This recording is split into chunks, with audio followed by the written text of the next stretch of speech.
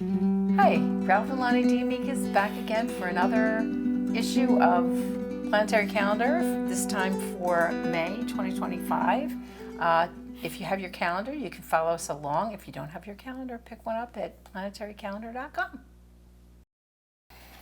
And now we are ready for the last week in May, which starts out with Mercury entering Gemini. Yep, which is they called its ruling sign. You might call it its career sign. It's a sign that really loves being out there in the world. It's very dynamic. It's very chatty. It can be very flirty. It can be very, what's the term? Scampish. It can really be. It can Is that a term? Is it? But in other words, it can really be. It can tease you. It has a tendency towards that.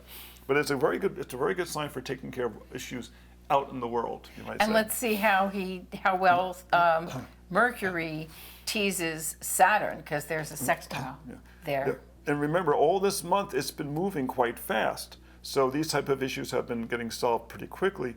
And the next month is going to enter the Crab on the 8th, and then it's going to enter Leo on the 26th. So all the way through this month and the next month, it's still moving pretty quick. There's no retrogrades in the foreseeable in this month or the next month. So realize you take advantage of the Mercury energy, especially at a time when the Sun is a Mercury social sign, Gemini. Okay. And we really tried to cram more things onto the 26th, but this was all we could do. It was turned into a solid black. I look at that, I get a little tense and a little worked up just looking at all that activity on there. But Ralph wrote a whole thing about it in J, so. And it's actually simpler than it looks like, because it's the new moon at 6 degrees Gemini. So if you have anything at 6 degrees Gemini, Sagittarius, Virgo, or Pisces, you'll feel it because it's going to be angular to you. The new moon at 6 degrees Gemini is concentrated in air and fire signs. So expect lots of activity and potential discord. Although this is a great time for flirting and moving potential relationships along. This white circle notes an especially social Memorial Day. So we got almost everybody involved there. I don't see Mars or Venus represented there, but we've got aspects to Mercury, we've got aspects to Saturn. Jupiter's not there either. Yeah. Oh, so it's all the outer planets, so a lot of air and fire. Sort of global things, or at least outside of your general community going on. A lot of activity and interaction with that. Well, of course, it's Memorial Day, and that will trigger some of those thinking about, all the things that Memorial Day means and taking you outside of your immediate circle. Including forest fires.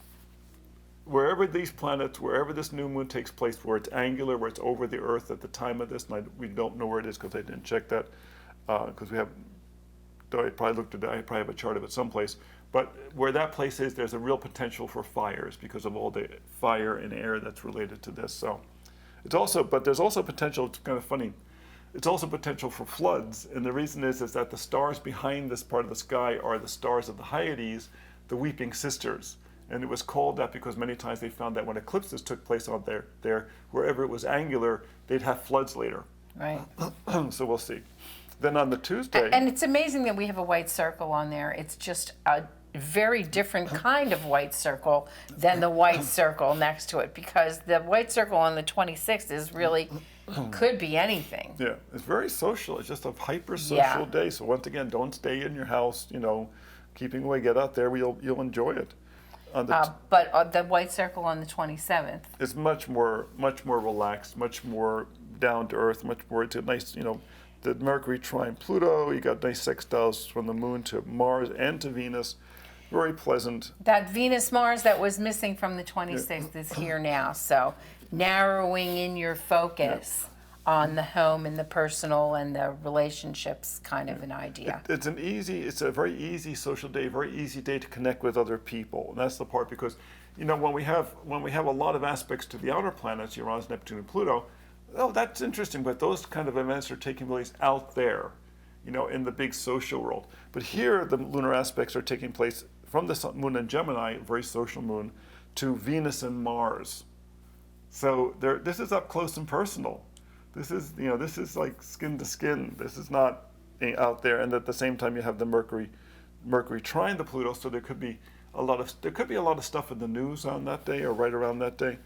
This might be a good time to mention, if you look at the 26th, if there were no aspects on the line over there on the right side of the number, this would not be a white circle day, because we tend to have a rule that if it's only those social aspects to the moon, that doesn't qualify for a white circle. We have to have some kind of an aspect that would create some kind of an action, not just emotions. Something that gives a theme, something that supercharges the day, because you Right. know you're coming up on that exact time. And these aspects come, you feel them the days before and the day after, but on that day, they really get charged up. You'll So notice just another insight into the calendar. Yeah, when you look at these circles, and there's tons of stuff crammed inside there, don't be surprised if you feel overwhelmed that day.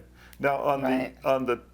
Okay, we talked about the We're up to the 29th. 29th, yeah, Oh, which no. is Did we do the 28th? 28th. The 28th is, well, it's interesting because you have this same thing we had before. The sun is parallel Mercury.